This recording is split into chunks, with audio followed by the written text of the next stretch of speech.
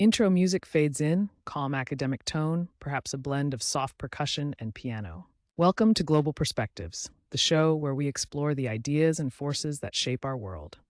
I'm your host, Emily Carter.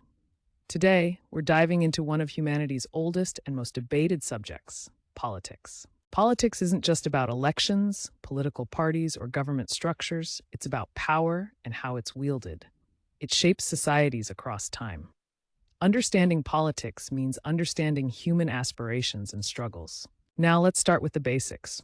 What is political science?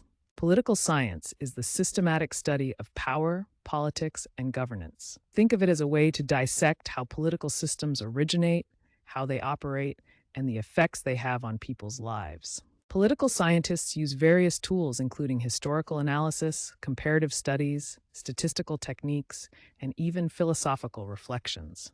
They aim to answer big questions. What makes a government legitimate? Why do citizens obey laws? How do societies balance freedom and order? And these questions aren't new.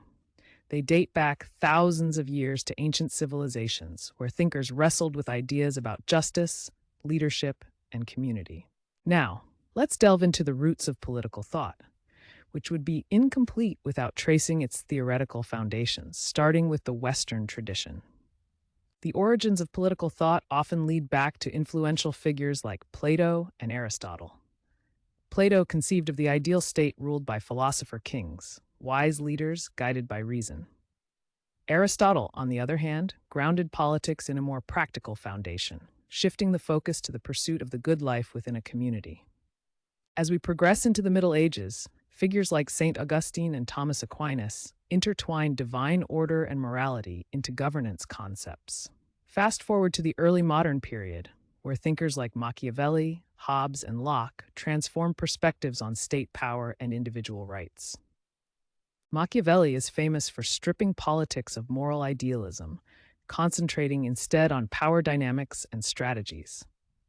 Hobbes championed the notion of a strong sovereign to maintain order, while Locke introduced the idea of natural rights, life, liberty, and property, laying the groundwork for modern democracy. And yet, political theory is not exclusively a Western narrative. Let's turn our attention to African political thought, which offers rich traditions predating colonial encounters. Consider systems like the Igbo assemblies in Nigeria or the Ashanti confederacies in Ghana. They embody highly developed forms of participatory governance and social accountability. Leaders and philosophers such as Kwame Nkrumah and Julius Nyerere drew upon these indigenous ideas, reimagining post-colonial African states through lenses of communalism and Pan-African solidarity. Senghor asserted the relationality of African political thought, challenging Western individualistic models by emphasizing community and collective responsibility. This serves as a vital reminder that political theory is global, dynamic, and multifaceted. As we continue to explore the fields within political science, we see it's not just one thing. It's a cluster of interconnected areas, each addressing different questions. Political theory examines fundamental ideas about justice, authority, and liberty. Political ideology studies belief systems like liberalism or socialism and their impact on political behavior. Political philosophy bridges the gap between ethics and public life, asking how moral principles guide governance.